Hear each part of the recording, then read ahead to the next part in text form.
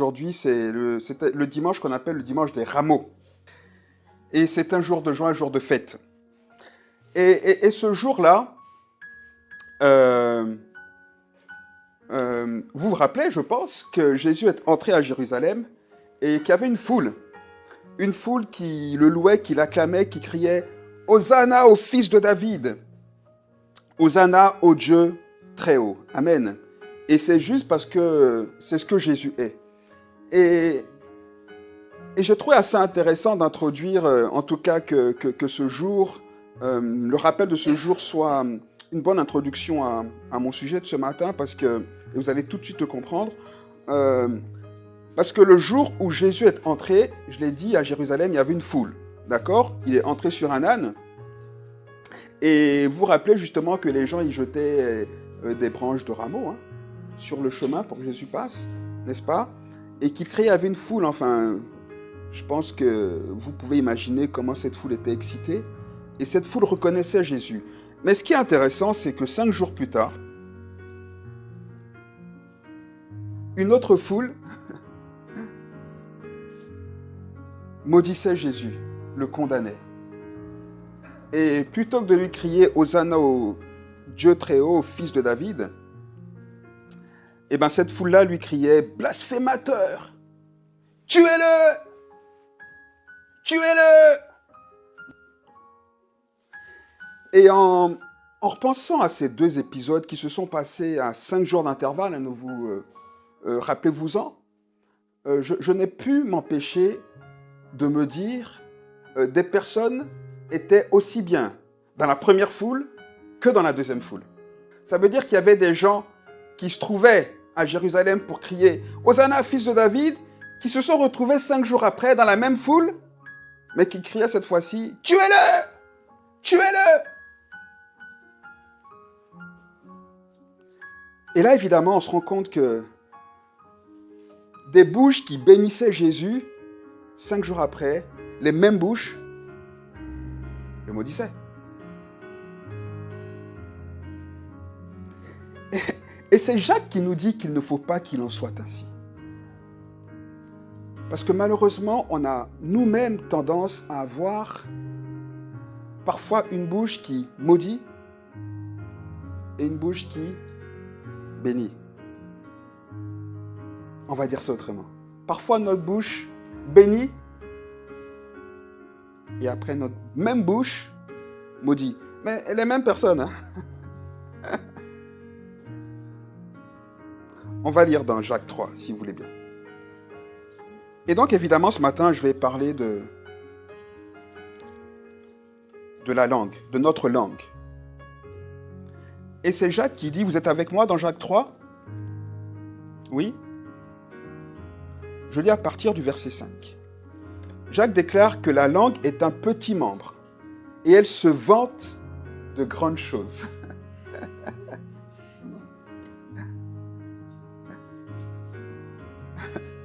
Amen ou pas? C'est drôle, hein? La langue est un petit membre, mais... Oh, bah tu sais pas quoi, bah moi hier j'ai porté des kilos et des kilos, alors on peut finir. Bon alors... Mais la langue se vante de beaucoup de choses. Bon, on dit la langue pour ne pas dire nous. Hein. On fait comme les enfants, c'est pas moi, c'est ma langue. La langue se vante de beaucoup de choses.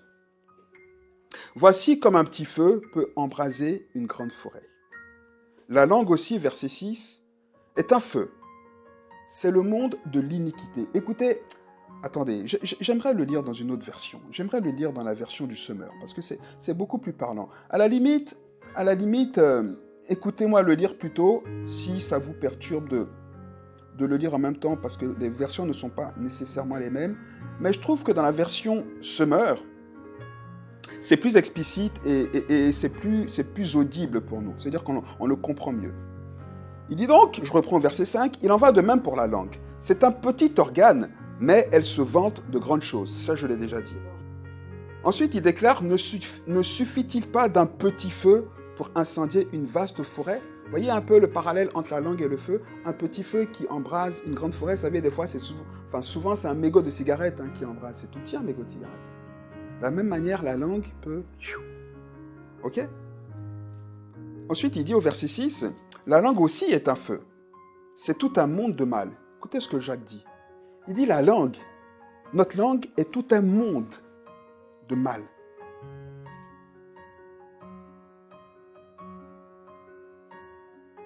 Il dit elle est là parmi les autres organes de notre corps et elle contamine notre être entier. C'est-à-dire que la langue est comme un virus dans notre corps qui contamine le reste. Vous savez, en fait, il faut voir ça comme ça. C'est l'image de notre corps qui est un panier d'oranges, on va dire. Et puis notre langue est une orange pourrie. Qui gentiment, collée aux autres, pourrit les autres. Comprenez ce que je veux dire? Vous comprenez l'image que Jacques donne de la langue? Ensuite, il dit, allumée au feu de l'enfer, elle enflamme toute notre existence. Alors, c'est bien que Jacques rétablisse ici les choses, parce qu'il précise que c'est quand elle est allumée au feu de l'enfer qu'elle est mauvaise. Parce que Jacques n'est pas en train de dire que notre langue en soi est mauvaise. Non, non, non. C'est ce qui donne la source à notre langue qui peut la rendre mauvaise. Et c'est pour ça qu'il dit que quand elle est enflammée, quand elle est allumée au feu de l'enfer, elle enflamme toute notre existence. Donc notre langue peut être une bonne orange ou une orange pourrie. Et c'est ce qu'il déclare d'ailleurs. Hein. On continue. Verset 7, l'homme est capable de dompter toutes sortes de bêtes sauvages, d'oiseaux, de reptiles, d'animaux marins, et il les a effectivement domptés. Jacques dit, l'homme est capable de dompter tous ces animaux-là. Et maintenant, c'est la mode hein, d'avoir des animaux sauvages comme animal de compagnie. Il y en a qui ont des tigres. Enfin, c'est pas, comment dire, c'est pas autorisé, mais c'est la mode. Vous imaginez avoir un tigre dans sa maison? Enfin, il faut être fou. Mais l'homme n'a pas peur de ça. L'homme est capable de dompter des tigres, de donner du lait à un tigre. Mais en même temps, il est incapable de dompter sa langue. C'est ce qu'il dit, verset 8, mais la langue, aucun homme ne peut la dompter. Il dit, c'est un fléau impossible à maîtriser. Elle est pleine d'un venin mortel.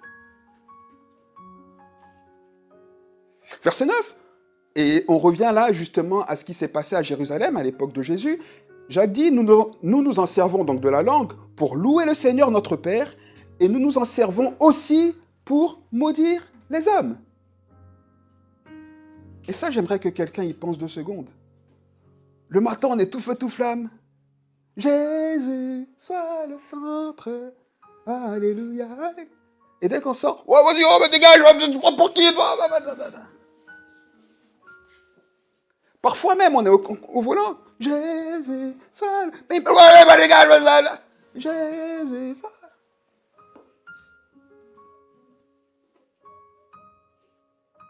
On dompte un tigre, mais notre langue ne peut pas. Nous en servons pour louer le Seigneur et pour maudire nos frères. Pourtant, créés de sorte qu'ils ressemblent à Dieu. Jacques est en train de dire que quand on maudit un frère, on maudit Dieu en fait. Parce que c'est quelqu'un qui a l'image de Dieu. Avec la même langue.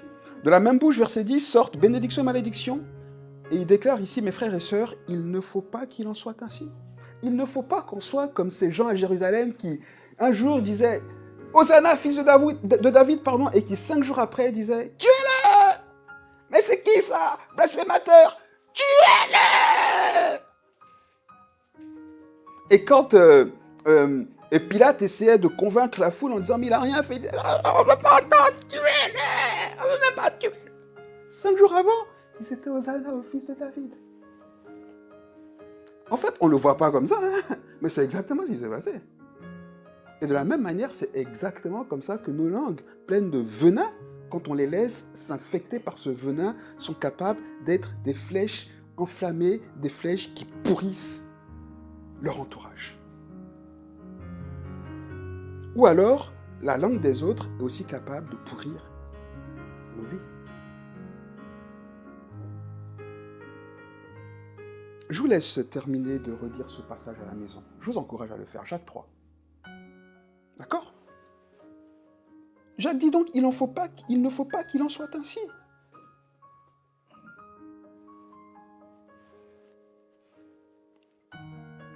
Et un peu plus haut, quand on remonte dans ce chapitre 3, Jacques dit quelque chose ici qui, waouh! Et si vous n'avez rien retenu de tout ce que je vais dire ce matin, retenez au moins ça. Jacques dit, verset 2, « Chacun de nous commet des fautes de bien des manières. » Et c'est vrai, je veux dire, évidemment, et heureusement, parce qu'on n'est pas parfait.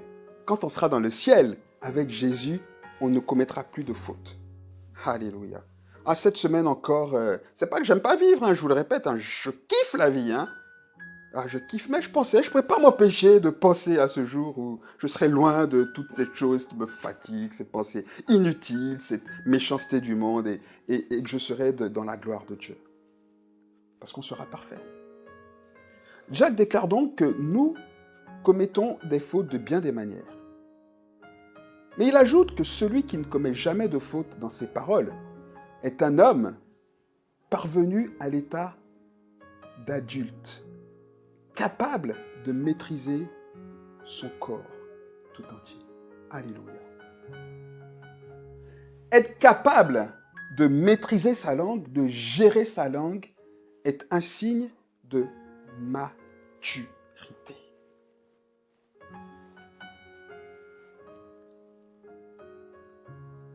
Alors je veux parler aux 2 secondes à nous qui sommes des anciens chrétiens, qui cherchons l'onction, la puissance, les dons, etc., qui nous vantons comme la langue est capable de le faire, de témoigner à plein de personnes et de tenir nos convictions face au monde, etc., qui sommes toujours promptes à dire ce qu'on a fait pour Dieu.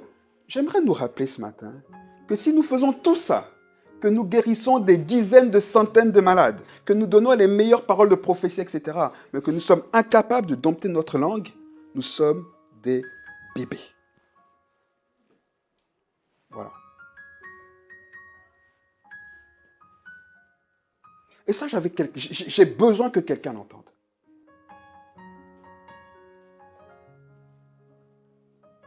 Tu peux prier pour quelqu'un, au nom de Jésus, la personne est guérie, et la personne est restaurée, et la seconde d'après, par ta même bouche, lui dire un mot qu'il a détruit.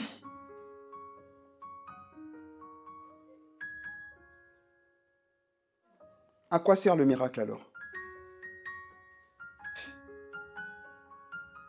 C'est pour ça que Jacques dit qu'un homme, une femme, grand H évidemment quand je dis homme, qui est capable de maîtriser sa langue, qui est capable de dire la bonne chose au bon moment et de se taire quand il le faut,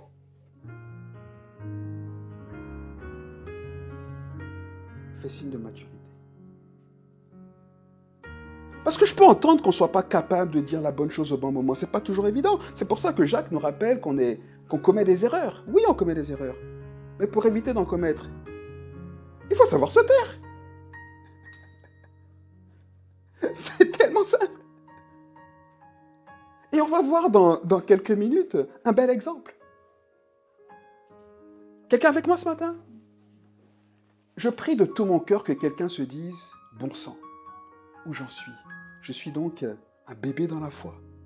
En ma langue. » Tapis sa bouche. Moi, en tout cas, quand j'étais gamin, beaucoup en Afrique, hein, les gamins, quand un gamin il parle trop, on lui tape sur la bouche. Et des fois, quand un gamin parle trop, qu'il dit des trucs, on dit tape sa bouche. Ou alors, quand il est adulte, on dit mais toi, on t'a pas tapé sur la bouche. Hein.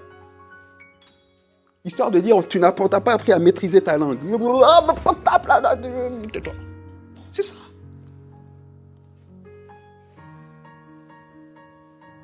Vous comprenez ce que j'essaie de dire ce matin? Oui. Et Salomon dit la même chose. Dans Proverbe 18, ce n'est pas la peine de le chercher, je vais le lire. Vous pouvez le noter si vous voulez, mais Proverbe 18, verset 20. Il est écrit que chacun goûtera à satiété les fruits de ses paroles et se rassasiera de ce que ses lèvres ont produit. Dans second, Salomon dit la mort et la vie sont au pouvoir de la langue. C'est-à-dire que par notre langue, on a la capacité de tuer ou de donner la vie aux autres, mais également à nous-mêmes. On a la capacité de se tuer ou de se donner la vie parce que notre langue dit, soit aux autres, soit à nous-mêmes. Ok? Et c'est pour ça qu'il dit, vous aurez à vous rassasier des fruits que votre langue aura produits. Et Salomon dit, chacun goûtera ce qu'il lui faut des fruits de ce que sa langue aura produit. Des bons fruits ou des mauvais fruits. Des oranges juteuses, bien belles, ou des oranges pourries.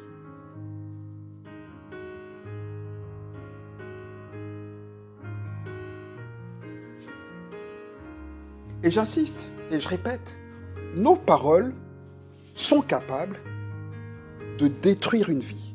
De la même manière que les paroles de quelqu'un d'autre sont capables de détruire nos vies si on les accepte. On accepte ces paroles méchantes. Mais pire, et ce que j'aimerais aussi souligner ce matin, c'est que nos propres paroles sont capables de détruire nos propres vies. Moi, je ne vais pas vous demander si ça vous plaît ce que je dis. Ça doit vous plaire. Même si ce n'est pas bon, ça doit vous plaire, c'est bon. Ok. Est-ce qu'on peut regarder un petit peu comment ça se passe, le processus? On va voir quelques exemples. On va voir 2 exemples dans la Bible. Le premier exemple se trouve dans 1 Samuel 17. 1 Samuel 17, on va le prendre rapidement.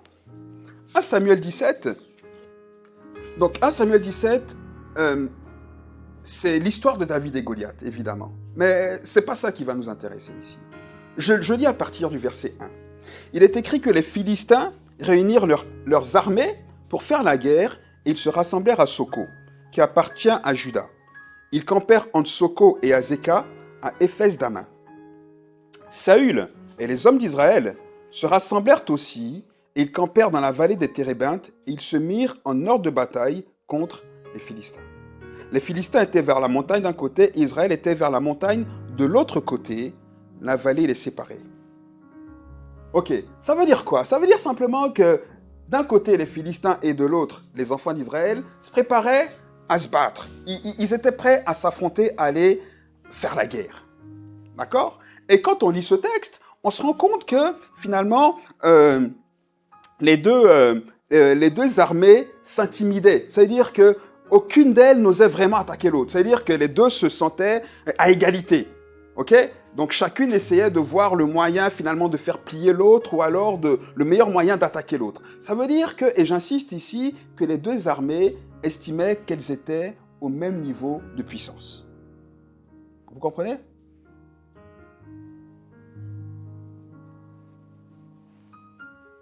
Et puis il y a un événement qui s'est passé qui a tout changé. La Bible dit qu'un homme sort de l'armée des Philistins.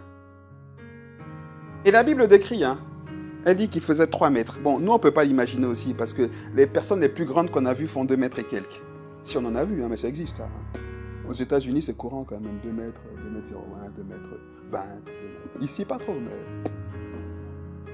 Voilà. Donc 3 mètres pour nous, bon, mais voilà. Le gars, il faisait 3 mètres. Et la Bible insiste pour nous expliquer que c'était un beau bébé. Ouais. Goliath, c'était un beau bébé. Costaud. La Bible dit qu'il avait une... comment on dit ça? Une cuirasse. Merci pour le mot. Une cuirasse qui pesait 60 kilos. Moi, je m'imagine porter 10 kilos comme ça pendant même une demi-heure. Il faut les porter, les 10 kilos. Hein. Lui, sa cuirasse faisait 60 kilos pour dire que c'était un vrai gros bébé, quoi. Un vrai beau bébé, plutôt. Ok? Et la Bible insiste encore, elle décrit son armure, son apparence, etc. Et la Bible dit que sa lance, le bout de sa lance pesait 7 kilos, juste le bout. Imaginez là, 7 kilos. Imaginez la lance. Vous avez déjà fait du lancer de Poids, 3 kilos, 5 kilos, je crois. Quand j'étais gamin, je me rappelle, j'étais comme ça. T'as l'impression que ça allait loin, mais c'est tout près. Parce que c'est lourd. 3 kilos, 5 kilos. Lui, machin pesait 7 kilos. Comprenez? C'est pour dire que quand les enfants d'Israël ont vu ça, ils ont eu peur. Mais, en même temps, en relisant ça, je me suis dit, moi je suis quand même... moi j'aime bien les sports de combat. Je dis pas que c'est bien, je dis pas que c'est mal, hein, parce que il y a des choses on dit et puis tout le monde dit ah ouais, et puis non. Donc, je dis pas que c'est bien, je dis pas que c'est mal. C'est des sports comme d'autres. J'aime le foot, personne ne me jugera sur ça. Donc j'aime les sports de combat aussi. Ne me jugez pas sur ça. Non, vous me jugerez pas, mais voilà. J'aime bien les sports de combat. Et je vois que dans les sports de combat, il y a des gars qui sont fins comme mon doigt, qui sont prêts à affronter des gars qui font 3 fois leur poids et qui disent, moi, toi, je vais te plier. Et je vois même que dans la vie naturelle, sans sport de combat ou quoi que ce soit, il y a des gens qui sont tellement sûrs de leur puissance que t'as qu'à être le plus beau bébé du monde, si tu les affrontes, ils vont dire, mais toi, là, je vais te plier. Vous comprenez ce que je veux dire? Et donc, je ne peux m'empêcher, vous allez comprendre pourquoi je dis tout ça, hein, je ne peux m'empêcher de croire que dans l'armée d'Israël, il n'y avait aucune personne qui avait ce caractère-là. De dire, malgré le fait que Goliath soit énorme, etc., qu'il soit impressionnant, je ne peux pas croire, moi, je ne peux pas croire que dans ces milliers de soldats expérimentés, il n'y en a pas un qui a dit, mais mais tu te prends pour qui, toi? Attends, tu vas voir. Je ne peux pas le croire. Évidemment, pour l'instant, on ne parle pas de David. Hein. David ne nous intéresse pas ici. David n'est pas là, d'ailleurs, à ce moment-là, on est d'accord. Vous comprenez? Et donc, je me dis, mais, en redisant ça, je me suis dit, alors peut-être qu'ils étaient impressionnés, mais je pense qu'il y a autre chose qui leur a fait peur. Vous comprendrez pourquoi est-ce que j'ai fait tout ce parcours-là. Et on va s'attarder 2 secondes, plus sur comment est-ce que Goliath est décrit, plus du tout sur comment est-ce que les enfants d'Israël voyaient Goliath, mais on va s'attarder sur ce que Goliath a dit. Parce qu'on ne se rend pas toujours compte, mais vous le savez que Goliath a parlé aux enfants d'Israël. Il s'est adressé à l'armée d'Israël. Vous vous rappelez? Donc la Bible, on l'a lu, les 3 premiers versets nous expliquent que les 2 armées étaient prêtes à s'affronter. Les enfants d'Israël, ils étaient, allez, on va y aller. Et ils avaient eu de grandes victoires avant. Avec Saül, c'était une armée forte, vaillante, qui remportait de grandes victoires, qui était accompagnée par l'Éternel. Ils le savaient. Donc ils étaient sûrs d'eux, ils ont dit, ces Philistins-là, on va les bouffer. Ils étaient prêts. Et puis Goliath arrive.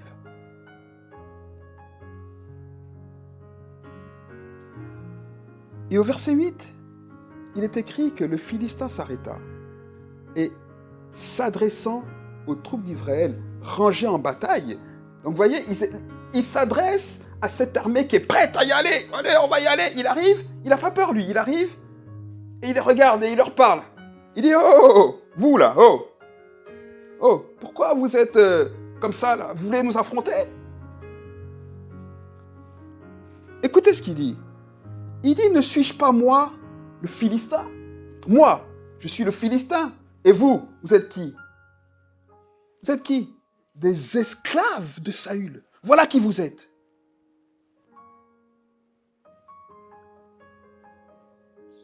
Ensuite, il dit, choisissez un homme qui descende contre moi. S'il peut me battre et qu'il me tue, nous vous serons assujettis. Mais si je l'emporte sur lui et que je le tue, vous nous serez assujettis et vous nous servirez. Le Philistin dit encore, je jette en ce jour un défi à l'armée d'Israël. Donnez-moi un homme et nous nous battrons ensemble. Saül et tout Israël entendirent ces paroles du Philistin. Ils furent effrayés et saisis d'une grande crainte. Écoutez, là je vous parle, je suis un gars, vous comprenez? Je suis un mâle. Donc les mâles peuvent comprendre ce que je dis. Une femme aussi peut comprendre parce que vous connaissez les hommes. Mais moi, en tant qu'homme, on me défie comme ça, là. Au fond de moi, il y a un petit quelque chose qui va dire, bon, tant qu'à faire, si tu dois mourir, meurs au moins avec les honneurs, là. Tu vas pas laisser un gars comme ça. Non, réagis, vous comprenez? Je peux pas m'imaginer que personne n'ait réagi. Et alors, ce qui m'interpelle ici, je pense que ce qui a littéralement scié les pieds à ces guerriers, à ces soldats expérimentés, c'est les paroles de Goliath. Goliath leur a dit, vous êtes qui? Des esclaves. Voilà qui vous êtes. Vous n'avez aucun droit. Il se sert de vous. Et vous êtes prêts à mourir pour quelqu'un comme ça? Moi, je suis libre, là. Et je vais vous tuer. Vous venez vers moi déjà, même pas en libre, en esclave. Et vous êtes prêts à... Eh oh, bande d'esclaves!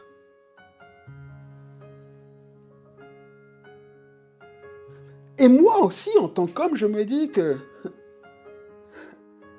si on me poussait à me battre parce que je suis esclave, alors que je suis conscient que ce combat-là ne me donnera même pas la liberté, mais que je risque d'y perdre la vie, je vais pas y aller.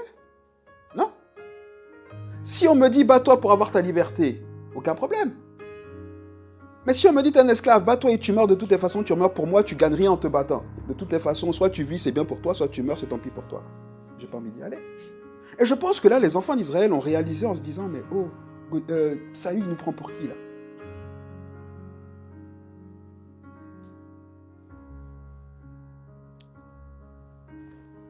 Ce que Goliath a dit ici, c'est exactement le genre de paroles qu'on entend ou qu'on a entendu quand on était gamin. Vous savez, c'est « Oh, bah, de toute façon, te fatigue pas, tu n'as jamais été capable de faire ça, tu le feras jamais. » Et là, une chose pour laquelle on était plein d'enthousiasme, où on se disait « Je vais y arriver », d'un coup, on est sûr qu'on n'y arrivera plus. C'est fou, hein? Voyez comment est-ce qu'une parole est capable de briser un rêve, un désir, un projet, une vie, une parole.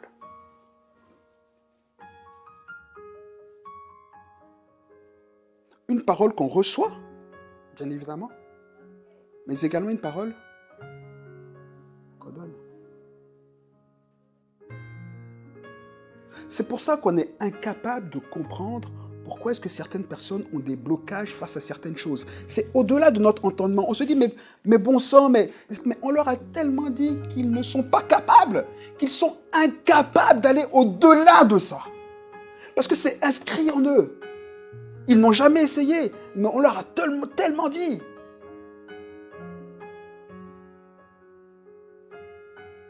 J'ai écouté il n'y a pas longtemps, j'ai plutôt entendu, une jeune dame qui, je crois qu'elle était Miss France il n'y a pas si longtemps, en tout cas elle était Miss France. Et qui disait qu'elle a été Miss France, qu'elle s'est présentée au concours de Miss France pour se rassurer quant à son propre physique. Et là tout le monde se dit, wow, mais attends, mais t'es Miss France? Ouais. Mais on lui a toujours dit qu'elle était moche. Donc elle était incapable de se voir belle. Vous comprenez? C'est fou, hein? Et donc sa thérapie passait par le fait de se présenter à Miss France. Et même encore, bien que Miss France,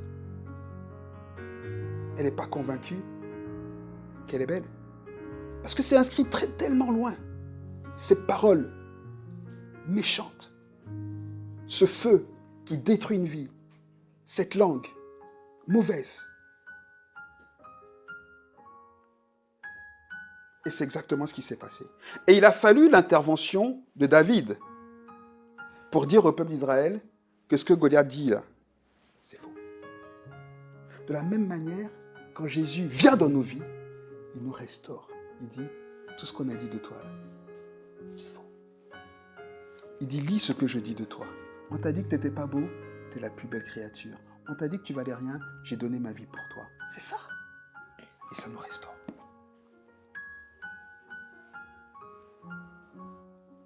Ah, moi j'aurais dit amen ici.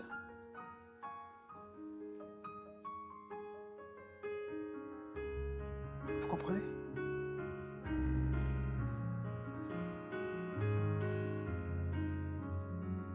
Et là, quelqu'un comme moi, j'ai pu le faire, peut se dire, dis donc, mais peut-être qu'il y a une raison pour laquelle je réagis de cette manière-là face à telle situation. Pourquoi je suis toujours bloqué face à ci? Mais il y a peut-être des paroles qui ont été semées.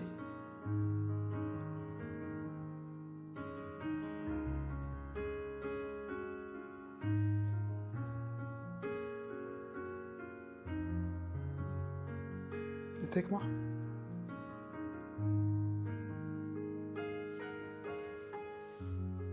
Et plus grave, c'est la propension, la capacité qu'on a à détruire nos propres vies par nos propres langues.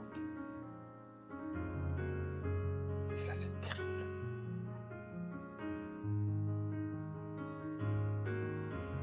Et avant de commencer à dire « Ouais, oh, mais ils ont été méchants, ils m'ont dit des choses méchantes » et de dire que la faute est remise sur tout le monde, sur les autres, il faut déjà qu'on s'observe nous-mêmes pour voir comment est-ce qu'on se traite nous.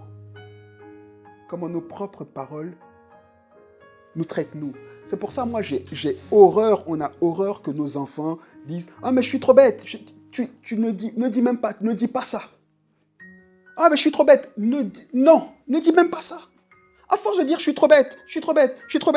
Mais tout le monde va dire, mais t'es trop bête. Et toi-même, tu vas accepter que t'es trop bête. Mais si toi-même, tu dis que t'es trop bête, tu veux qu'on te dise, non, mais t'es intelligent. Toi-même, tu dis que t'es bête. Moi, dire, mais oui, t'es bête. Parce qu'on ne va voir que ce que tu fais de bête. Ben oui, non. Oh, je suis trop nul. Non, ne dis pas que t'es nul. Non. Regardez un exemple qui est juste... l'apôtre Pierre. Et l'apôtre Pierre on va le lire. Venez avec moi, on va parcourir pendant les 15-20 dernières minutes qui nous restent ici, un petit peu de la vie de l'apôtre Pierre. On va commencer dans Matthieu 16.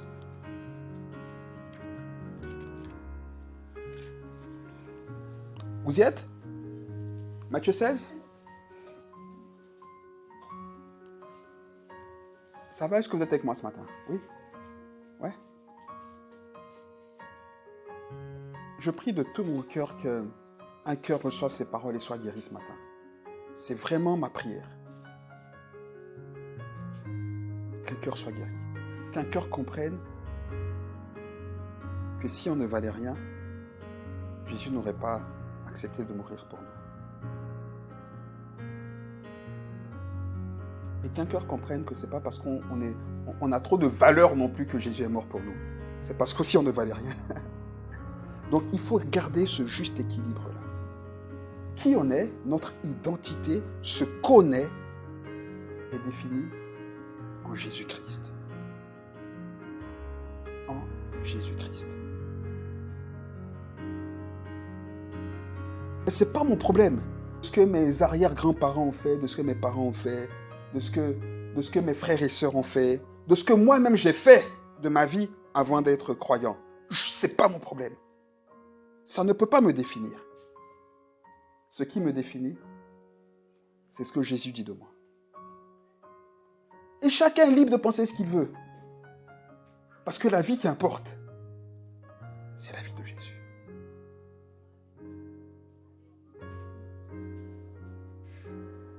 Amen. L'apôtre Pierre, donc, dans ce passage de Matthieu 16, qui est un passage qui est bien connu, Jésus rassemble ses disciples. Il rassemble les 12. Et il leur demande, mais qu'est-ce qu'on dit de moi? Quand vous allez en ville, là, les gens, ils disent quoi à mon sujet? Et là, tout le monde commence à parler, tout le monde prend la parole. Il y en a qui disent, il y en a qui disent que t'es Élie, il y en a qui disent que t'es Jérémie, il y en a qui disent que t'es un prophète, enfin, chacun donne son avis.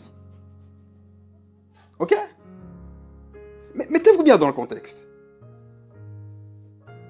Là, la discussion est ouverte, tout le monde parle. Ouais, moi, on dit que t'es Jérémie. Jésus écoute, il écoute. Et puis d'un coup, Jésus pose une autre question. Il dit, ok, il dit ça, c'est bien. Et puis vous, toi, tu dis quoi de moi? Et là, la question est tout autre. Et là, silence. La question est trop difficile parce qu'ils ne sont même pas au clair eux-mêmes sur qui est Jésus. Ils ne sont pas au clair, eux, sur ce qu'ils croient au sujet de Jésus.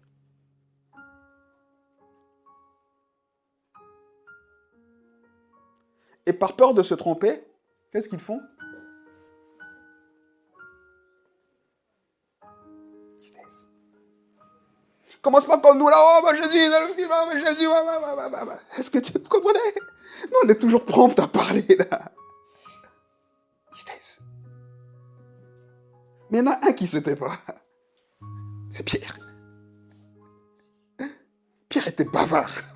La vérité, c'est que quand on lit les évangiles, on se rend compte que Pierre, c'était un bavard. Et en même temps, il avait des raisons d'être bavard. Et c'était quand même le bras droit de Jésus. Il était parmi les 3 préférés. Mais on verra un peu plus tard que Jésus l'a quand même dégagé. Bien que la Bible nous dit que Jésus aimait Jean, il était attaché à Jean, son cœur aimait Jean. C'est Pierre qui était son bras droit. Et donc même si Jean pouvait dire à Pierre, « Oh, tu sais, moi Jésus, il m'aime », Pierre pouvait lui dire, « Oui, mais moi je suis son bras droit, mon gars. » Donc il avait des raisons quand même, l'apôtre Pierre. Et donc, alors que tout le monde est silencieux,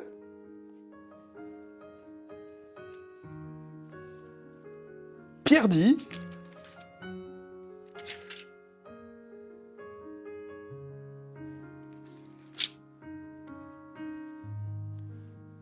verset 17, verset 16, pardon, Pierre dit, tu es le Christ, le Fils du Dieu vivant. Alléluia. Et sur ce coup-là, Pierre le bavard qui a osé parler se voit loué par Jésus. Jésus dit, waouh!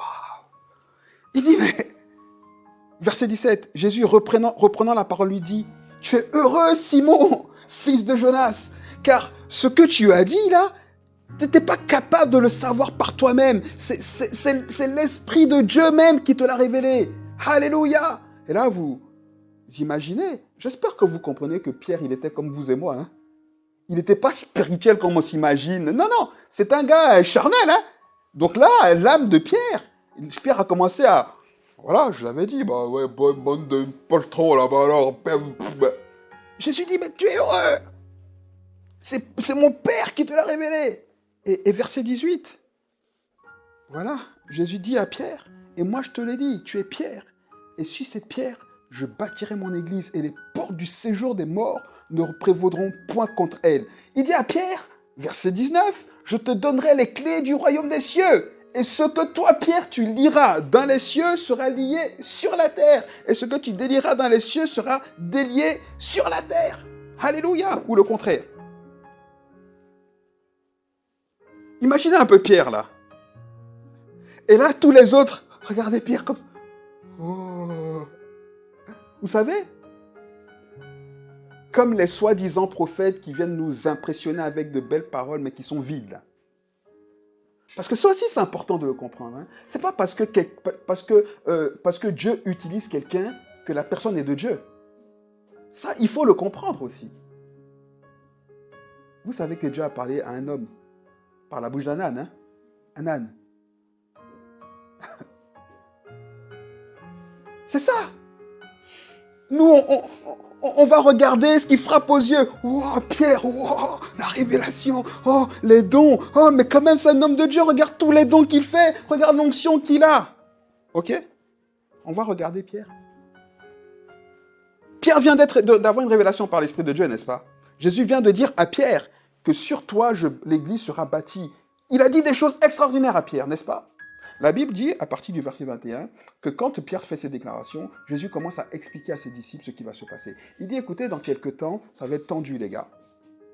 je vais être arrêté, je vais souffrir. On va me cogner, on va me cracher dessus, ça va être vraiment difficile. Je vais connaître un moment vraiment horrible et je vais être assassiné. Mais ne vous inquiétez pas, je vais être assassiné, ça va être horrible, mais je ressusciterai 3 jours après. Encore une fois, tous les autres écoutent Jésus. Ils sont horrifiés, ils sont troublés. Mais qu'est-ce qu'ils font? Ils se taisent. Ils se taisent. Et qui se lève? Pierre. Auréolé de tout ce que Jésus lui a dit. Non, mais c'est que moi, j'ai l'onction, moi. Moi, le Saint-Esprit est sur moi. Jésus même a dit que c'est le Saint-Esprit qui a parlé au travers de moi. Et là, Pierre, qui se croit sage, prend Jésus de côté. Là, il dit, oh, mais quand même, attention, tu et moi, je suis son bras droit. Pierre va donner des conseils à Jésus. Mais vous vous rendez compte? La langue, petit organe, mais qui se vante de grandes choses. Qui nous fait nous voir pour qui on n'est pas. Positivement ou négativement. Il prend Jésus de côté et puis il dit, oh, mais tais-toi, qu'est-ce que tu racontes? Oh, mais jamais ça va t'arriver que Dieu te regarde. Oh, mais voyons, oh, jamais ça va t'arriver. Le même Pierre à qui Jésus a dit, tu es béni, l'Esprit de Dieu parle par toi. Jésus se retourne et il dit, arrière de moi qui? Satan. Il dit, hé, t'es possédé mon gars. Là, c'est le diable qui parle dans ta bouche. Il dit, mais tout à l'heure c'était l'Esprit. Il dit, oui, maintenant c'est le diable. C'est ça, allez se connecter. Non, j'insiste parce que ne vous connectez pas aux gens que vous ne connaissez pas. Je le dis, il faut que vous l'entendiez. Se connecter à des gens sur Internet, ils parlent bien, il a l'onction, c'est comme si c'est... Tous les paquets, là, c'est comme le chocolat. Vous savez? C'est le humoriste là, qui dit ça. Boîte de chocolat, on ne sait jamais sur lequel on va tomber. Oui, pourquoi? Parce qu'il y a de l'alcool et c'est ce qu'on n'aime pas. C'est pas parce que le chocolat en apparence est beau que l'intérieur est bon. On prend des chocolats qu'on connaît. C'est important. Mais nous, comme on est dans un monde de consommation, on va consommer tous les chocolats, après on est malade. Parce que les mêmes chocolats qui disaient des bonnes choses, après disent des choses qui nous maudissent. On est troublé, on ne comprend pas. Oui, mais j'ai entendu, mais le prophète, il a dit que si. Ah, mais combien de fois j'entends ça? Et puis quand ça entre dans vos cœurs, dans vos têtes, on ne peut plus l'enlever. On ne peut plus l'enlever. Oui, mais pourtant il a dit, oui, mais il est qui? Il est Dieu? Oui, mais lui, il avait déjà dit avant, mais puis quoi? L'Esprit a parlé par lui et maintenant Satan parle par lui. Tu le connais d'où? Je suis un peu énervé, mais ça m'agace. Allez se connecter à des gens. Et après, ah oui, c'était des faux prophètes. Attention. La bouche, la langue, elle se vante de beaucoup de choses. Je préfère quelqu'un qui ne parle pas beaucoup, mais qu'on voit, que quelqu'un qui parle toujours. On voit faire. Et je vous dis toujours, Jésus est Dieu. On sait que Jésus est Dieu parce que lui, il faisait plus que ce qu'il ne parlait. Et tout ce qu'il disait, c'est ce qu'il faisait. Et ce qu'il faisait, c'est ce qu'il disait. Nous, on raconte une histoire, on va toujours rajouter un peu. Toujours, nos langues là. Elles se vantent. Voilà Pierre. Sa langue a été sage, il s'est dit, ah ça y est là. Jésus dit, arrière de moi Satan. Vous comprenez? Ok, on continue sur Pierre.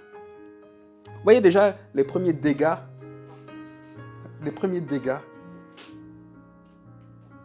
La sagesse, c'est de dompter sa langue, en fait. La sagesse, c'est de dompter. Dompter sa langue, c'est...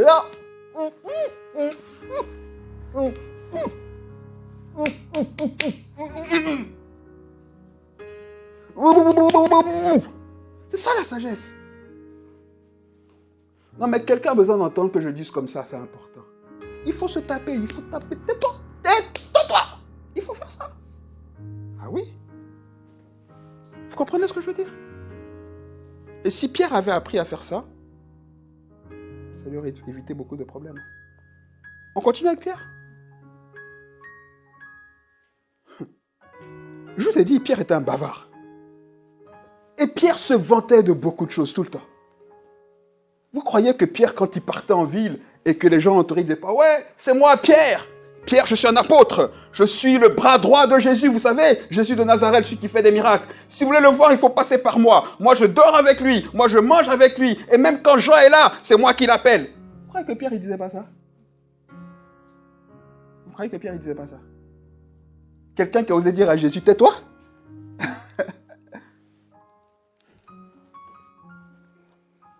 Le même Pierre, un peu plus loin, et on approche gentiment de la Pâque. La semaine prochaine, on va célébrer la Pâque, n'est-ce pas? On approche gentiment de la Pâque. Vous connaissez ce passage.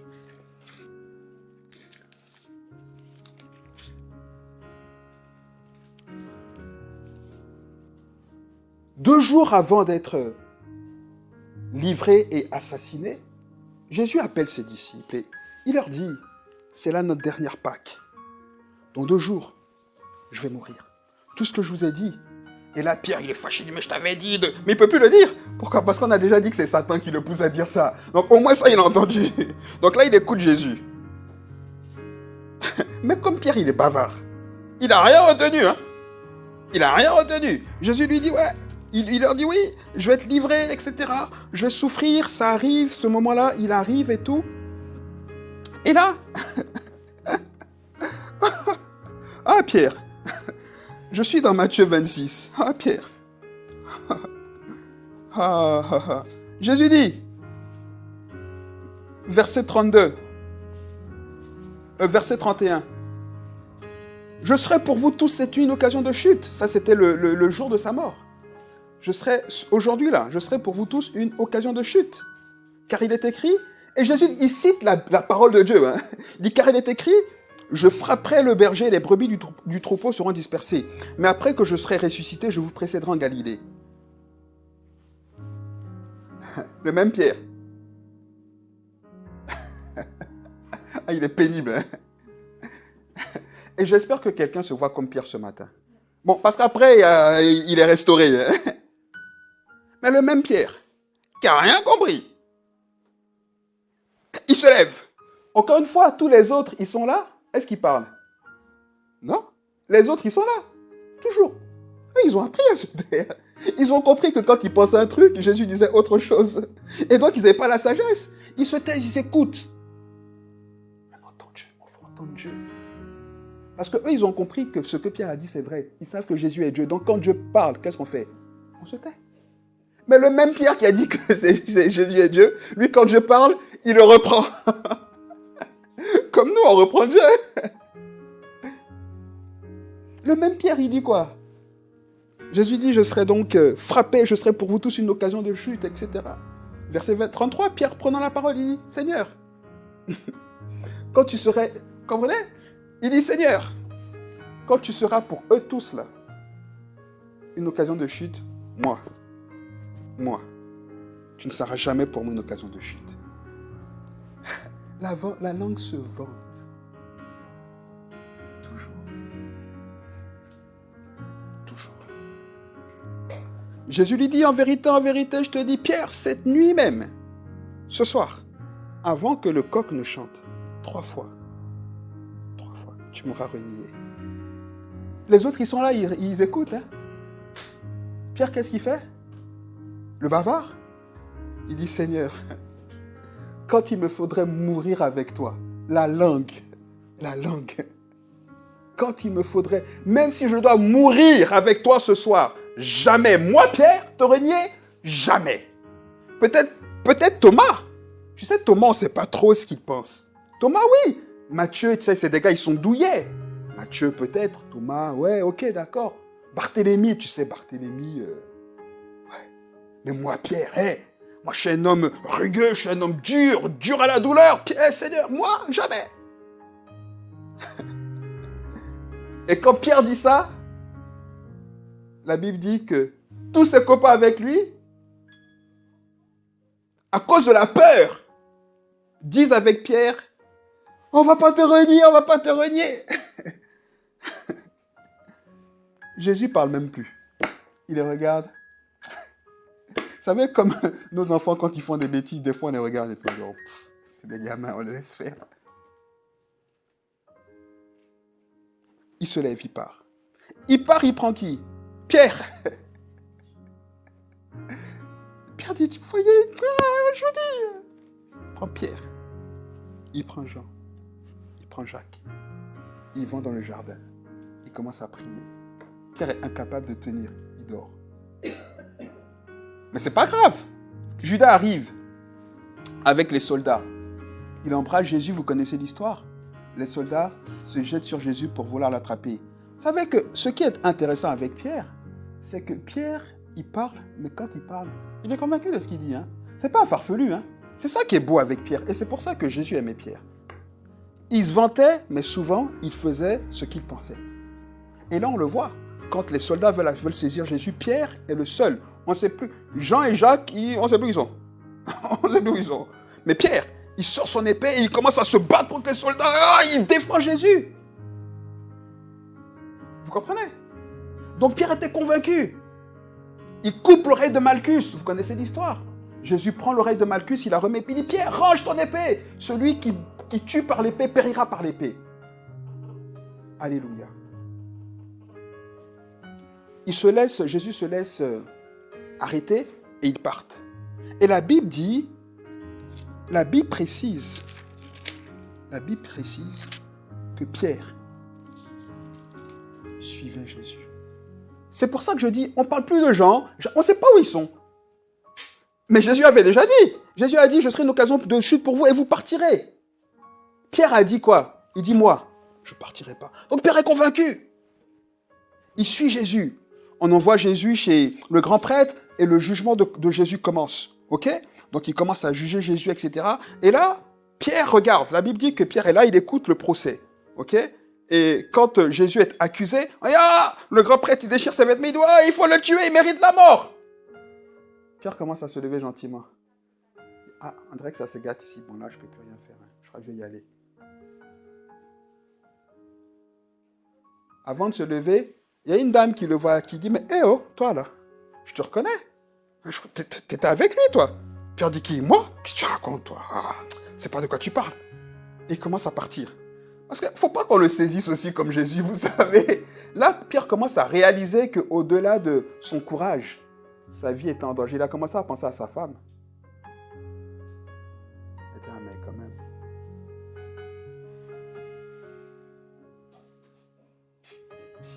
Il part. Un autre groupe l'arrête. Il dit, on te connaît. T'étais avec lui. Il commence à jurer. Il dit, je le jure. Je le jure. Je ne le connais pas. De quoi vous parlez? Je jure. Et pendant qu'il se défend, il y a un autre groupe qui dit, si, toi, t'étais là. Et là, la Bible dit que Pierre commence à jurer avec des imprécations. C'est-à-dire qu'il dit que le ciel me tombe sur la tête, que Dieu me fasse tomber la foudre dessus si je mens. Mais vous vous rendez compte? Vous vous rendez compte? Mais ce qui est extraordinaire, et petite parenthèse que je vous donne cadeau pour vous encourager, c'est que le même Pierre qui a dit ça est le même qui plus tard, par sa parole, a condamné Ananias et Saphira. Vous comprenez? Qui jurait comment Pierre a été restauré par Dieu. Donc, ce n'est pas une fatalité. Ok, j'arrive à la fin. Donc Pierre, après avoir juré, la Bible dit qu'il entend le coq chanter. Et là, il commence à pleurer. Là, ses propres paroles rattrapent.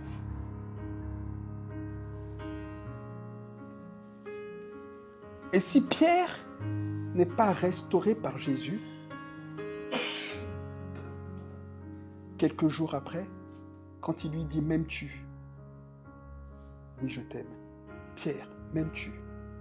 Oui, je t'aime. 2 fois. M'aimes-tu ? 3 fois. Oui, je t'aime. Il le restaure. Jésus restaure ces 3 reniements. Mais si Jésus ne fait pas ça, Pierre est un homme détruit par ses propres paroles. Vous comprenez ce que je veux dire ? Parce que c'est ses propres paroles qui l'ont engagé sur ce chemin-là. S'il n'avait pas dit « Moi, jamais !» Les autres, ils n'ont pas dit. Ils n'avaient pas de remords. Ils ont fui. Ils disent « Mais Jésus a dit qu'on allait fuir de toutes les façons. Il n'y a pas de problème. Il faut qu'on fuit. Pierre, tenu par ses propres paroles, et allait au bout jusqu'à se retrouver en train de jurer que la foudre lui tombe sur la tête. Parce qu'il ne connaît pas Jésus. Ce même Jésus dont il se vantait être le collaborateur le plus proche. Mais quelle honte! Un homme est détruit par ses propres paroles.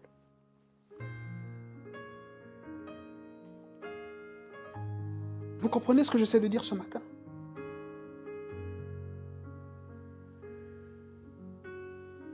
Parlez. Il faut se taire. Ça coûte quoi de se taire? Ah, mais tu sais, il paraît que... Il paraît quoi? Il paraît. Tu sais, t'étais pas là. Il paraît. T'étais pas là. T'as entendu? T'as vu? Non, mais tu sais, en fait, c'est l'ami de Claude qui a vu Claude avec le cousin de Claude. Mais en fait, le cousin n'était pas là lui-même. C'est la belle-sœur de Claude qui connaît une fille qui connaît la tante de Claude. Et on n'arrête pas ça, là. Et on reçoit des choses, et on colporte des choses, et on se détruit par nous-mêmes, et on est convaincu de choses qui sont fausses. Vous comprenez ce que je veux dire? Se taire, c'est se protéger.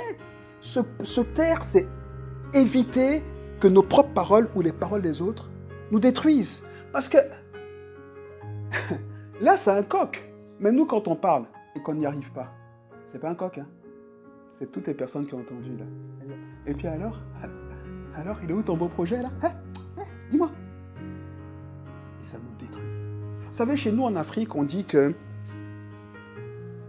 on n'annonce pas une grossesse. Chez nous, on dit qu'une grossesse se voit. En fait, on apprend qu'une femme est enceinte quand on voit le ventre. Vous savez pourquoi?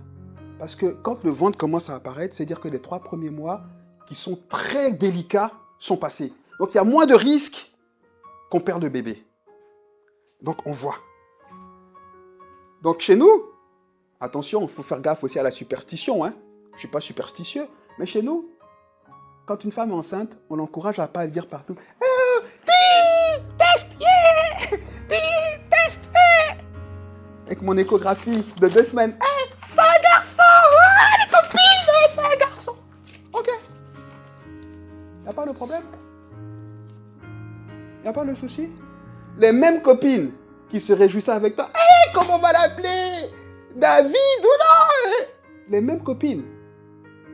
Quand 2 jours après, il y aura un problème, que le bébé va passer. Regarde, elle s'est vue belle, elle. Alors, il est où ce bébé? Les mêmes copines. Mais tu vas t'en prendre à qui? Qui leur a donné le bâton pour te taper? C'est toi.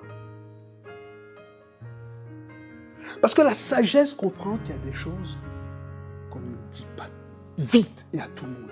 On choisit à qui on parle.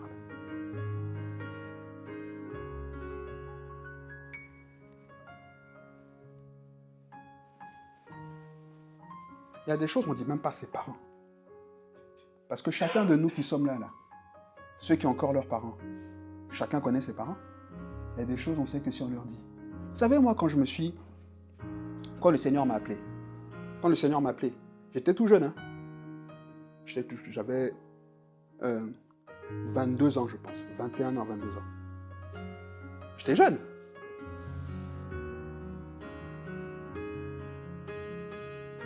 Et quand j'étais convaincu de l'appel du Seigneur, je rentrais de Ouagadougou. Le Seigneur m'a dit, fais gaffe à ta maman et à ta fiancée. On n'était pas encore fiancés, mais bien sûr, Anissa, on était déjà ensemble. Le Seigneur m'a dit, fais gaffe à ces deux-là. Fais attention à comment tu vas leur dire ça. Parce qu'elles t'aiment, hein, mais elles t'aiment tellement que le chemin que tu veux prendre là, elles ne vont pas t'encourager. Parce qu'elles ont peur. Et ça n'a pas loupé.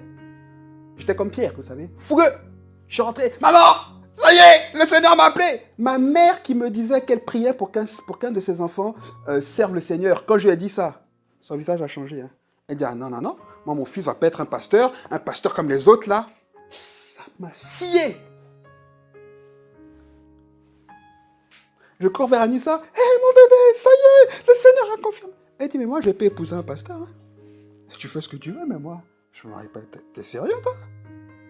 On va vivre comment? Mais attends, mais t'es sérieux, quoi? Moi? Ah non, non, non. Alors, soit tu fais quelque chose, un travail séculier, et tu sers Dieu à côté, sinon, vous comprenez?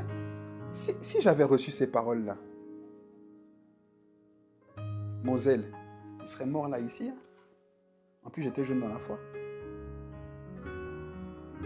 J'étais jeune dans la foi.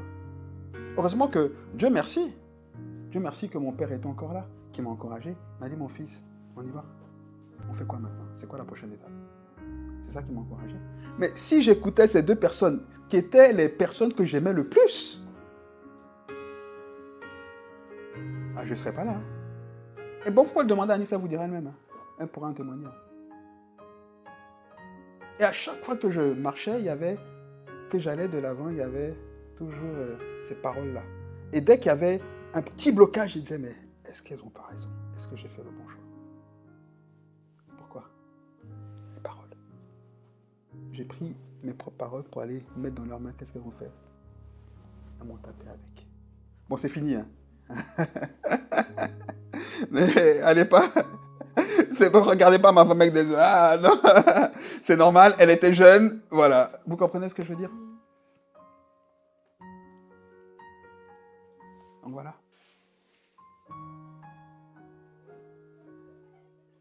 Vous comprenez? Attention à ce qu'on dit. Il faut dompter. C'est pour ça que la Bible dit, Jacques dit, la langue, il faut la dompter. Dompter.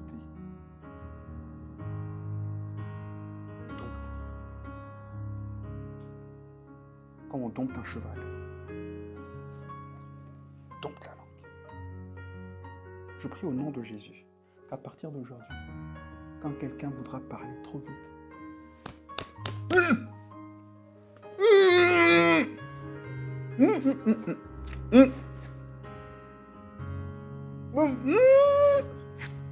au pire, mettez-vous des boules caisses même comme ça.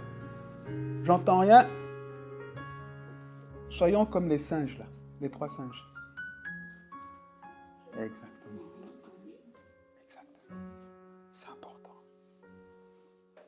C'est important. C'est important. Savoir à qui on parle.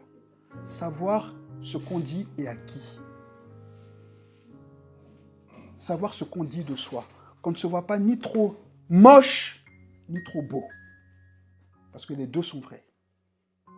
On est juste qui on est. Et Jésus nous aime tel qu'on est. Et c'est suffisant. Ni trop, ni pas assez. Que Dieu vous bénisse. Je prie que cette parole soit sur vos cœurs et qu'elle vous accompagne durant toute cette semaine.